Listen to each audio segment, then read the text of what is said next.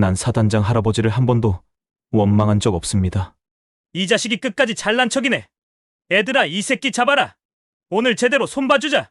어떤 가혹행위에도 준호의 눈빛은 흔들리지 않았습니다. 이제 막 입대한 준호에게는 무슨 일이 벌어진 걸까요?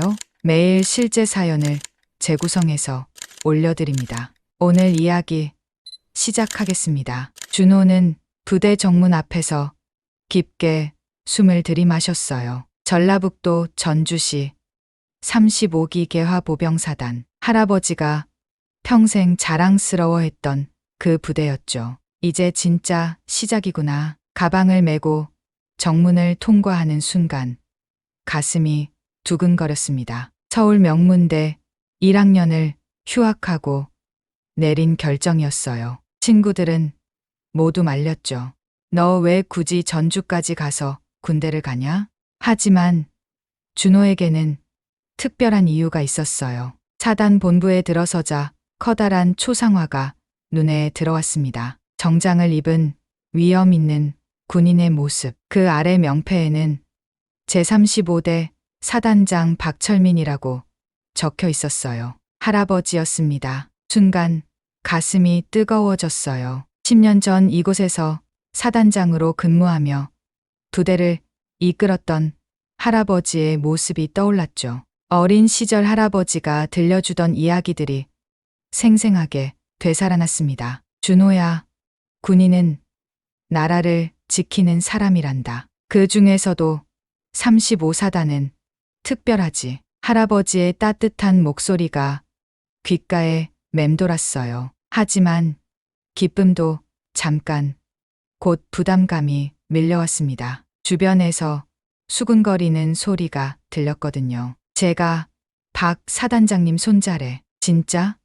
그럼 엄청 기대가 클 텐데. 준호의 어깨가 무거워졌어요. 할아버지의 명성이 오히려 부담으로 다가왔죠. 배치받은 백이연대 본부 중대로 향하는 길. 한 병장이 다가왔습니다. 키가 크고 어깨가 넓은 이승연이었어요. 계급장에 별 3개가 반짝였죠. 야, 너가 그 유명한 박 사단장 손자구나. 이승연의 목소리에는 묘한 감정이 섞여 있었어요. 호기심과 경계심이 동시에 느껴졌죠. 네, 이등병 박준호입니다. 준호가 예의 바르게 인사했지만 이승연의 표정은 차갑게 굳어졌습니다. 서울에서 왔다며? 왜 굳이 여기까지 와서 설치냐? 말투가 거칠어졌어요. 준호는 당황했습니다. 설치는 게 아니라 할아버지가 근무하신 부대에서 복무하고 싶어서요. 할아버지, 그 할아버지 덕분에 특혜 받으러 온 거지? 이승연의 눈빛이 차가워졌어요. 준호의 가슴에 뭔가 차가운 것이 스며들었죠. 그런 게 아닙니다. 아니긴 뭐가 아니야. 서울 놈이 왜 전주까지 와서 설쳐? 그 순간 준호는 깨달았어요. 이승연이 자신을 곱지 않게 본다는 걸 말이죠. 아니, 곱지 않은 정도가 아니었어요. 적대감이 느껴졌거든요. 내무반에 들어서자 다른 병사들이 반겨주었어요. 어서 와. 나는 동기 김철수야. 반가워. 난 최민석이야. 따뜻한 분위기였지만 이승연이 지켜보고 있다는 게 느껴졌어요. 동기들도 이승연의 눈치를 보며 대화를 조심스럽게 이어갔죠. 준호야, 여기 적응 금방 할 거야. 다들 좋은 사람들이니까. 철수가 격려해줬지만 준호의 마음은 무거웠어요. 이승연의 차가운 시선이 계속 느껴졌거든요. 그날 저녁 식사 시간이었어요. 준호가 식당에 들어서자 이승연이 큰 소리로 말했습니다. 야들아, 여기 서울에서 온 특별한 신병이 있다. 할아버지가 사단장이었다고 하니까 잘 받들어드려야 할 거 아니야? 비꼬는 말투였어요. 식당이 순간 조용해졌죠. 모든 시선이 준호에게 집중됐습니다. 준호의 얼굴이 빨갛게 달아올랐어요. 가슴이 뛰고 숨이 막혔죠. 저는 그냥 평범하게 지내고 싶습니다. 평범하게? 할아버지가 사단장인데 평범하다고? 이승연의 웃음소리가 식당에 울렸어요. 그 웃음이 준호에게는 칼날처럼 느껴졌죠. 그 순간 준호는 알았어요. 앞으로의 군 생활이 쉽지 않을 거라는 걸 말이에요. 할아버지의 명성이 축복이 아니라 저주가 될 수도 있다는 걸 깨달았죠. 마음 한구석에서 불안감이 고개를 들었습니다. 첫날 밤 침대에 누워 천장을 바라보며 준호는 생각했어요. 할아버지가 이 부대에서 얼마나 존경받는 분이었는지 알 수 있었죠. 하지만 그 무게가 생각보다 무거웠습니다. 할아버지, 제가 잘할 수 있을까요? 작은 목소리로 중얼거렸지만 대답은 없었어요. 오직 어둠 속에서 들려오는 다른 병사들의 숨소리만 있을 뿐이었죠. 준호는 모르고 있었어요. 이것이 시작에 불과하다는 걸 말이에요. 입대 일주일이 지났을 때였어요. 준호의 지옥이 시작됐습니다. 야, 박준호. 새벽 5시 이승연의 발길질에 잠이 깼어요. 다른 병사들은 모두 잠들어 있었죠. 오직 준호만 일어나야 했습니다. 뭐 하고 있어? 청소해야지. 하지만 기상 시간은 6시. 내가 기상 시간이야. 빨리 일어나. 준호의 가슴에 뭔가가 꽉 막혔어요. 억울함이 목구멍까지 차올랐죠. 하지만 어쩔 수 없었습니다. 화장실 청소를 마치고 돌아왔을 때 이승연이 기다리고 있었어요. 야, 서울말 쓰지 마. 예, 여기는 전주다. 전라도 사투리 써. 준호는 당황했어요. 사투리를 강요한다니 말이 되지 않았죠. 저는 서울 사람이라서 사투리를. 탁, 뺨에 따끔한 통증이 스쳤습니다. 이승연이 때린 거였어요. 안 된다는 소리가야? 여기서는 여그 말을 써야지. 어눌한 전라도 사투리로 따라하라고 강요했어요. 준호의 얼굴이 빨갛게 달아올랐죠. 안 할 거면 맞을 각오해. 그 순간 준호 안에서 뭔가가 툭 하고 끊어졌습니다. 자존심이 산산조각 났어요. 여기서는 여그 말을 써야지. 준호의 목소리가 떨렸습니다. 굴욕감이 온몸을 휘감았죠. 그렇지. 이제야 제대로 하네. 이승연이 만족스러운 표정을 지었어요. 하지만 이것은 시작에 불과했습니다. 점심시간이 되자 또 다른 괴롭힘이 시작됐어요. 야, 준호야, 콩나물국밥 먹어봤어? 네. 몇 번 먹어봤습니다. 몇 번? 그럼 제대로 안 먹어봤네. 오늘 10그릇 먹어. 10그릇이요? 그건 너무? 전주 사람이 되려면 콩나물국밥은 기본이지.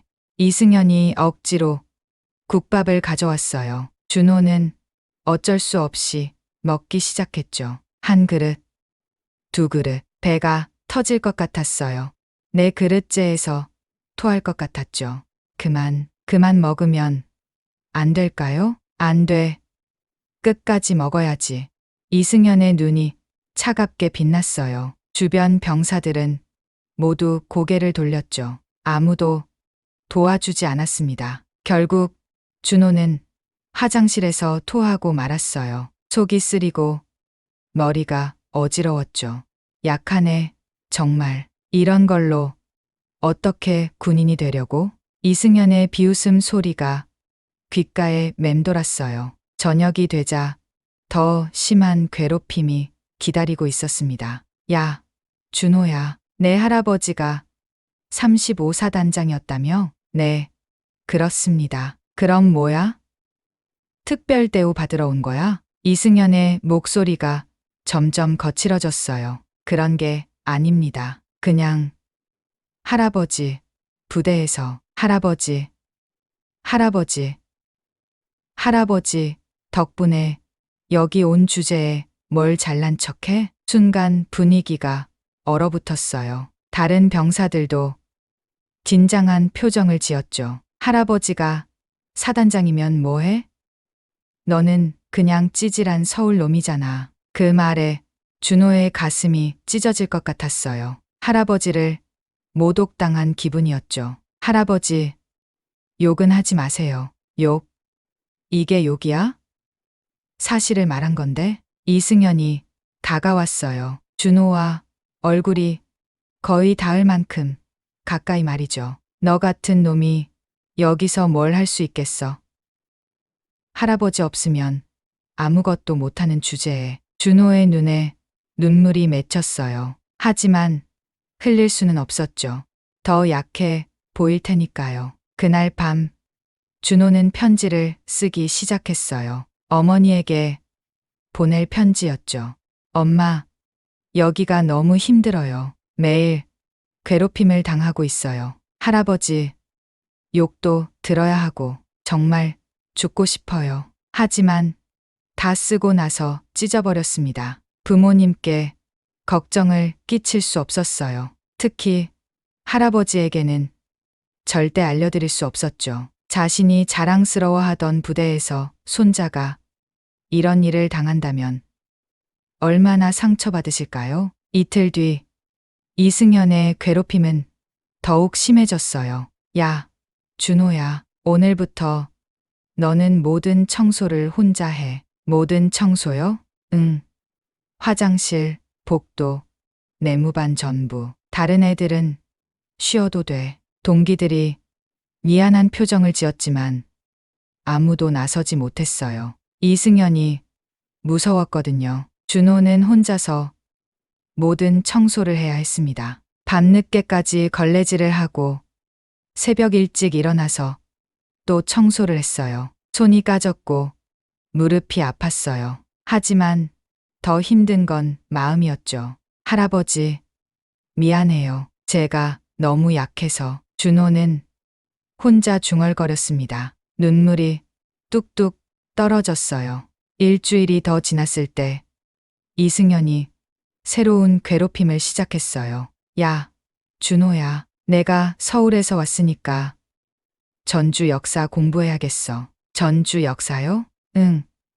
조선왕조실록이 어디 보관됐는지, 한옥마을이 언제 만들어졌는지 다 외워와. 말도 안 되는 요구였어요. 하지만 거부할 수 없었죠. 준호는 밤새워 전주 역사를 공부해야 했습니다. 다른 병사들이 잘 때 혼자 책을 보며 외웠어요. 다음 날 아침 시험을 봤습니다. 조선왕조실록이 어디 보관됐어? 경기전입니다. 한옥마을은 1977년에 조성됐습니다. 모든 답을 맞췄지만 이승연은 만족하지 않았어요. 발음이 이상해. 다시 전라도 사투리로 말해봐. 또다시 굴욕이었죠. 준호의 자존심은 바닥에 떨어졌어요. 그날 저녁 준호는 또 편지를 썼습니다. 하지만 역시 다 쓰고 찢어버렸어요. 찢어진 편지 조각들이 바닥에 흩어졌죠. 언제까지 이런 생활을 해야 할까요? 준호는 절망감에 빠졌습니다. 앞이 보이지 않았어요. 하지만 준호는 몰랐어요. 멀리 서울에서 어머니가 걱정하고 있다는 걸 말이죠. 서울, 준호의 집, 미영이 아들 방을 정리하고 있었어요. 준호가 군대에 간 지 벌써 한 달이 지났죠. 보고 싶은 마음에 방을 자주 들여다보곤 했습니다. 우리 준호 잘 지내고 있겠지? 책상을 닦다가 서랍을 열었어요. 그런데 뭔가 이상했죠. 구석에 찢어진 종이 조각들이 있었습니다. 미영이 조심스럽게 조각들을 꺼냈어요. 익숙한 글씨체였죠. 준호의 글씨였습니다. 이게 뭐지? 조각들을 하나씩 맞춰보기 시작했어요. 퍼즐을 맞추듯이 말이죠. 첫 번째 조각, 엄마, 여기가 너무 힘들어요. 두 번째 조각, 매일 괴롭힘을 당하고 있어요. 세 번째 조각, 정말 죽고 싶어요. 미영의 손이 떨리기 시작했어요. 가슴이 뛰었죠. 설마 더 많은 조각들을 맞춰봤습니다. 충격적인 내용들이 계속 나왔어요. 할아버지, 욕도 들어야 해요. 도와주세요. 견딜 수 없어요. 미영의 눈에 눈물이 고였어요. 아들이 이런 고통을 겪고 있었다니. 어떻게 이럴 수가. 손이 덜덜 떨렸습니다. 편지, 조각을 놓칠 뻔했어요. 그때 전화벨이 울렸어요. 준호에게서 온 전화였죠. 여보세요, 엄마? 준호야.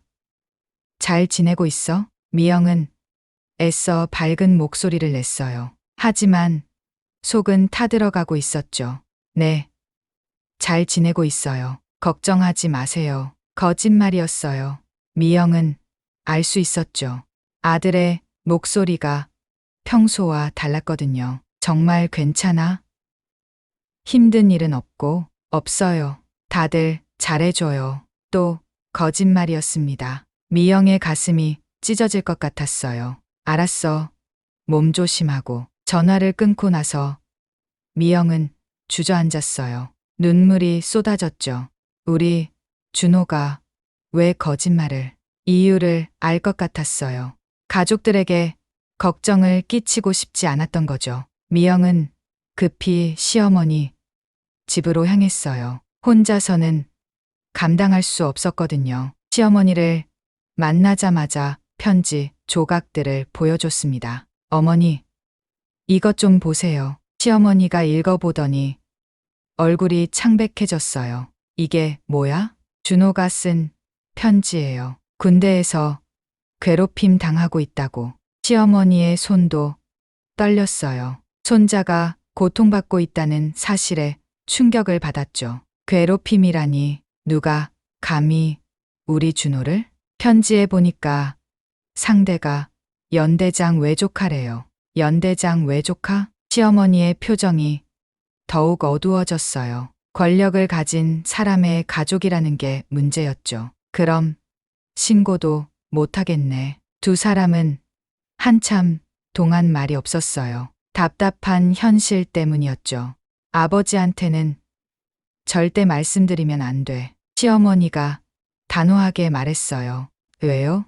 아버지, 성격 알잖아. 알면 가만히 안 계셔. 미영도 시아버지, 철민을 잘 알고 있었어요. 겉으로는 온화하지만 정의감이 강한 분이었죠. 하지만 가족끼리 상의해야 하지 않을까요? 일단 우리끼리 해결책을 찾아보자. 정말 안 되면 그때 말씀드리고. 시어머니는 걱정이 태산 같았어요. 손자도 걱정이지만 남편도 걱정이었죠. 아버지가 젊었을 때 어떤 분이셨는지 알잖아. 손자 일이라면 말을 잇지 못했어요. 철민이 어떤 행동을 할지 뻔했거든요. 그때 현관문이 열렸어요. 철민이 일찍 퇴근한 거였죠.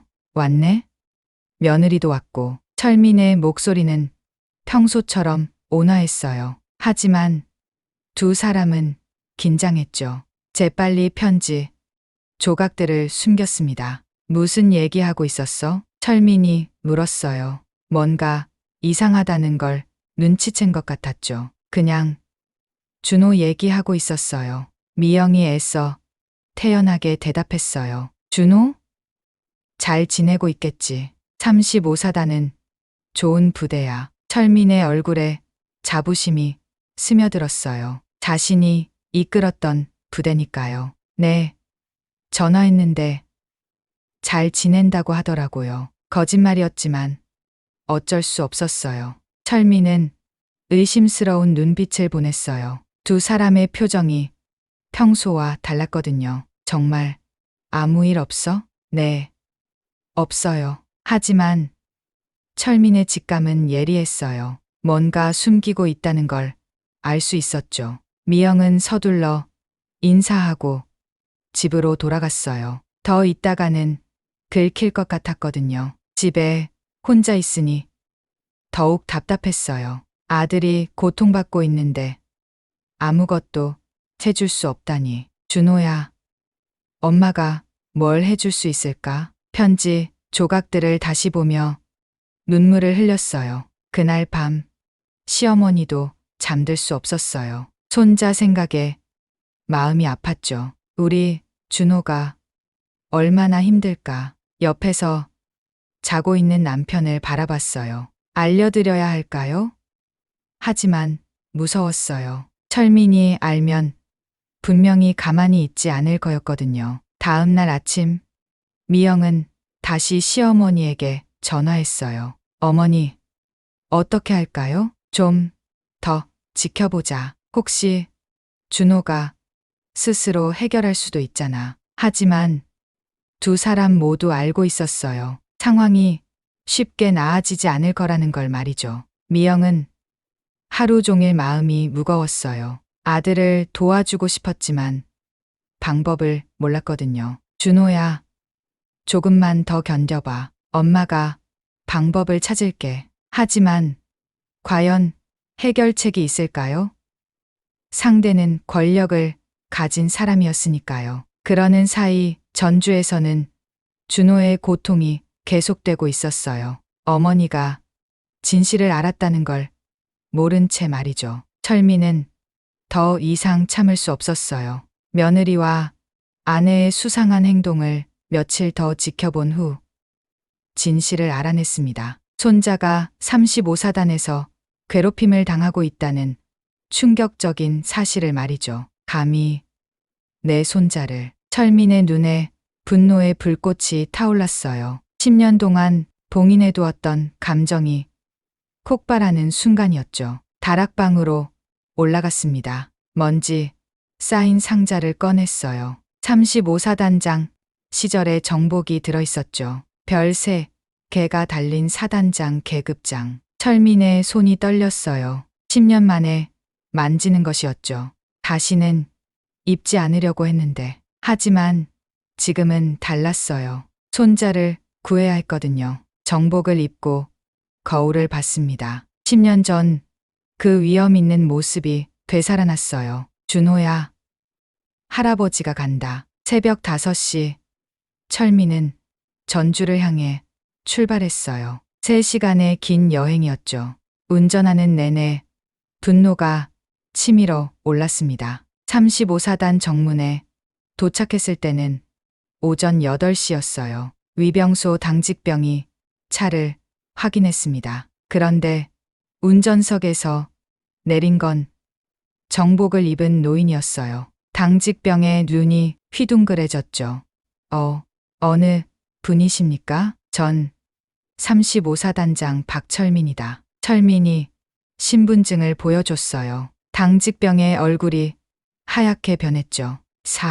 사단장님? 그렇다. 들어가겠다. 당직병은 급히 상급자에게 연락했어요. 비상이었거든요. 소식은 순식간에 퍼졌습니다. 전설의 35사단장님이 오셨다. 현재 사단장이 급히 달려왔어요. 뒤따라 연대장들과 대대장들도 뛰어왔죠. 박철민 장군님, 어떻게 이런 곳까지? 현 사단장이 깍듯이 인사했어요. 10년 전 철민 밑에서 대대장으로 근무했던 사람이었거든요. 손자 얼굴 좀 보러 왔네. 철민의 목소리는 평온했어요. 하지만 눈빛은 차가웠죠. 사단 본부로 향하는 길, 모든 간부들이 따라왔어요. 전설의 사단장 앞에서는 아무도 빠질 수 없었거든요. 본부에 걸린 철민의 대형 초상화 앞을 지날 때였어요. 연병장에서 고함 소리가 들렸습니다. 철민이 그쪽으로 발걸음을 옮겼어요. 뒤따라 온 간부들은 긴장했죠. 연병장에서는 한 병장이 이등병을 때리고 있었어요. 바로 이승현과 준호였습니다. 야, 제대로 못해? 이것도 못해? 이승현이 준호의 뺨을 때렸어요. 준호는 고개를 숙인 채 맞고 있었죠. 철민의 주먹이 꽉 쥐어졌어요. 그 순간 이승현이 철민을 발견했습니다. 하지만 누군지 몰랐어요. 뭐야? 누구야? 저 영감? 무례한 말투였어요. 주변 간부들의 얼굴이 굳어졌죠. 철민이 천천히 다가갔습니다. 지금 뭘 하고 있나? 뭐긴 뭐야? 후임 교육하고 있는데 이승현은 여전히 건방진 태도였어요. 외삼촌이 연대장이라는 자신감 때문이었죠. 그때 준호가 철민을 봤습니다. 할아버지? 준호의 목소리가 떨렸어요. 꿈인지 현실인지 믿을 수 없었거든요. 준호야, 괜찮아? 철민이 손자에게 다가갔어요. 준호의 얼굴에는 멍이 들어 있었죠. 이승현의 얼굴이 창백해졌어요. 상황을 파악한 거였죠. 설마 당신이? 맞다. 박준호의 할아버지.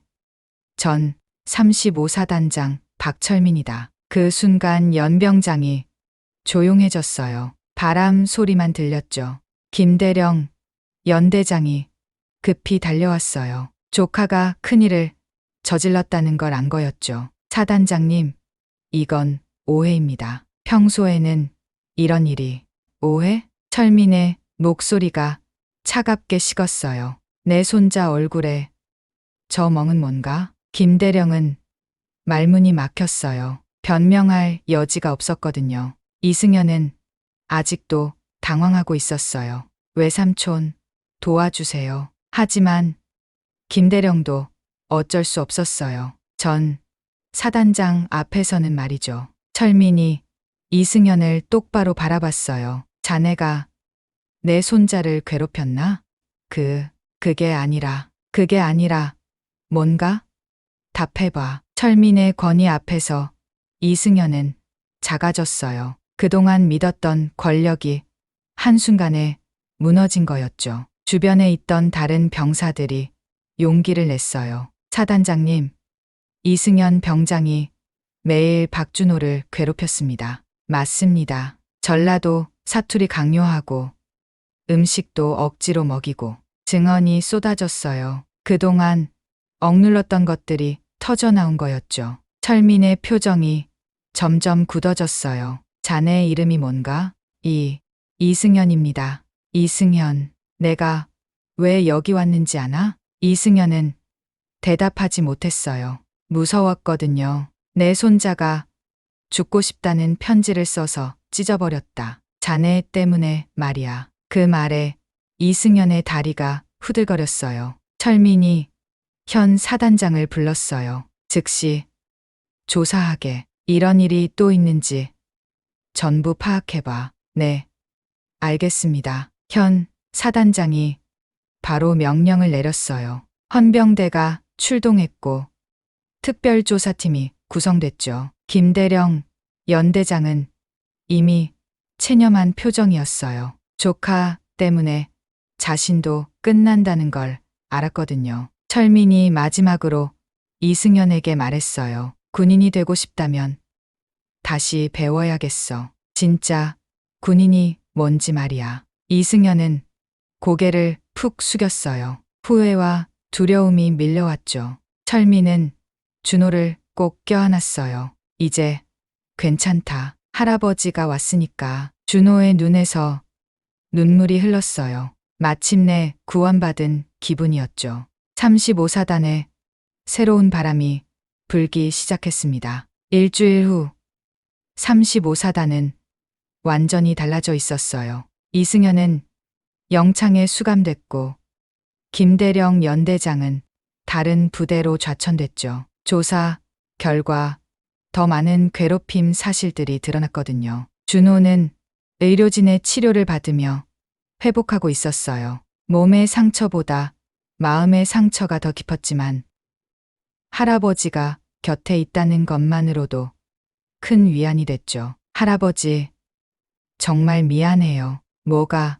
미안해? 철민이 손자의 어깨를 다독였어요. 제가 더 강했다면. 아니야, 넌 충분히 잘했어. 혼자서 그 모든 걸 견뎠잖아. 철민의 눈에도 눈물이 고였어요. 손자가 얼마나 힘들었을지 생각하니 마음이 아팠거든요. 영창에 있던 이승현에게도 변화가 일어나고 있었어요. 혼자만의 시간 동안 자신의 행동을 돌아보게 됐죠. 그동안 얼마나 잘못 살았는지 깨닫기 시작한 거예요. 철민이 이승연을 만나러 왔어요. 나와 이야기하자. 이승연은 고개를 들 수 없었어요. 부끄러웠거든요. 미안합니다. 정말 미안합니다. 떨리는 목소리였어요. 진심이 담긴 사과였죠.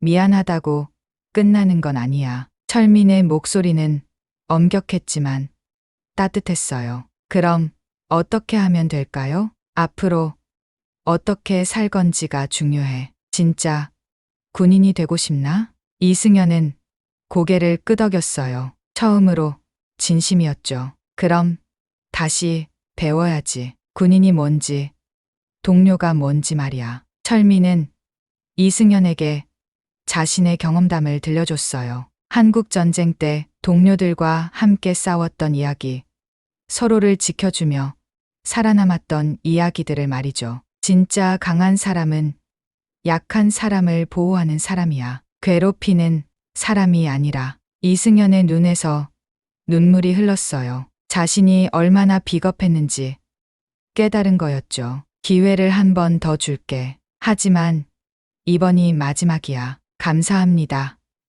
정말 감사합니다. 이승연이 깊게 머리를 숙였어요. 영창에서 나온 이승연은 완전히 다른 사람이 되어 있었어요. 제일 먼저 준호를 찾아갔습니다. 준호야, 정말 미안해. 진심 어린 사과였어요. 이승연의 눈에는 눈물이 가득했죠. 이제 됐어요. 준호도 눈물을 흘렸어요. 오랫동안 품고 있던 분노와 상처가 녹아내리는 것 같았거든요. 앞으로 내가 형 역할 할게. 진짜 형처럼. 고마워요. 두 사람은 서로를 바라보며 웃었어요. 진정한 화해의 순간이었죠. 새로운 연대장이 부임했어요. 공정하고 원칙적인 분이었죠.